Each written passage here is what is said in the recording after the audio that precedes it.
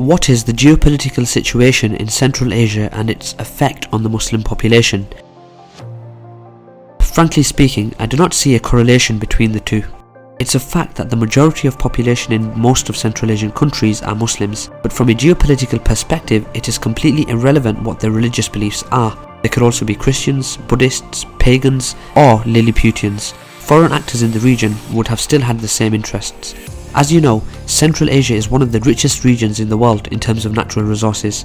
It has significant reserves of natural gas and oil. Presently, most of the Central Asian countries are in a Russian geopolitical sphere of influence, although China is heavily increasing its economic presence in the region. For China, Central Asia has a strategic importance. For Beijing, the flawless supplies of natural gas and oil are literally a matter of life and death. Therefore, in the foreseeable future, Central Asia might face hybrid wars and possibly Russian and Chinese military interventions. What will be the outcome of the Russia-Ukraine conflict?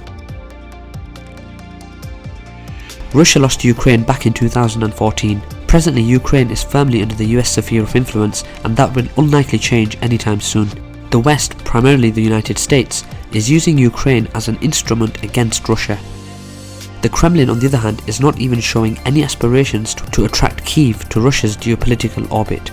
It treats Ukraine merely as a transit country for Russian natural gas. On the other hand, Russia through its proxies still controls the Donbas region, which has large reserves of coal. If Moscow returns the Donbas to Ukraine, which is something that the West insists on, Russia will lose both, a method of pressure on Kyiv as well as an energy-rich region.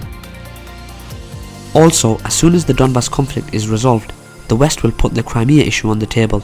Therefore, for Russia, Ukraine is a sort of Pandora's box that the West can open at any time.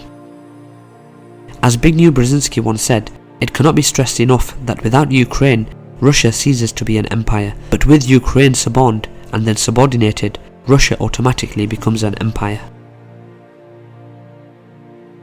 How has Israel's relations with its neighbours evolved since the founding of the state? What is the Egyptian government's current outlook on the Gaza situation? Israel has been recognised by 2 out of 4 of its neighbours, Jordan and Egypt, which means that it is not an isolated self-declared entity. It has access to both the Mediterranean and Red Sea.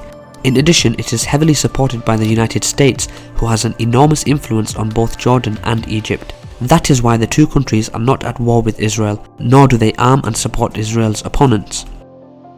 When it comes to Egypt, it is preoccupied with its domestic problems and it is not focused on the Gaza situation as it was in the past.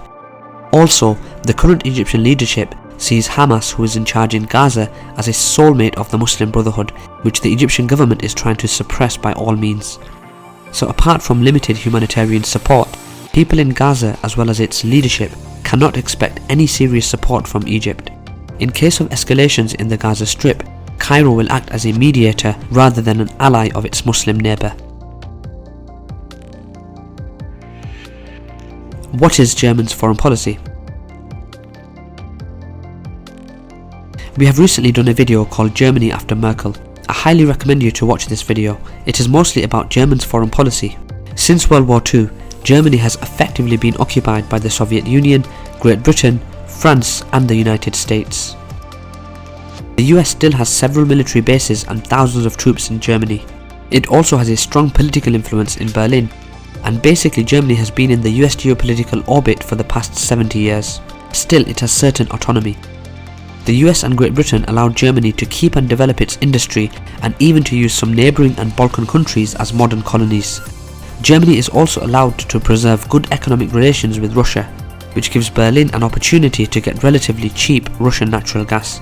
It is no coincidence that the German leadership during the Second World War tried to occupy southern Russia and get the access to the oil and gas fields in the Caspian Sea. The German leader at the time might have been mad, but was certainly not stupid.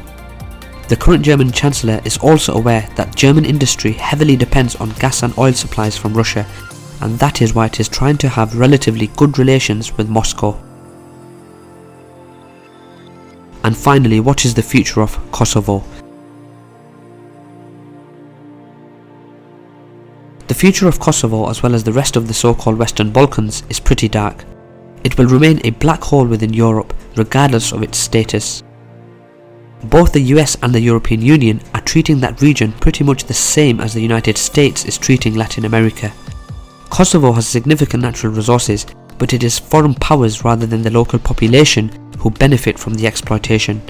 It is on record that a company linked to retired US General Wesley Clark got the right to search for coal on more than a third of Kosovo's total territory. The US needs Kosovo due to its coal and minerals, and also as a transit place for narcotics coming from Afghanistan. Naturally, places like that are dominated by organised crime, corruption and poverty. Also, it is in the best interest of foreign powers to keep ethnic groups living on such energy-rich territories divided and in permanent conflict. That will help the United States freely exploit natural resources.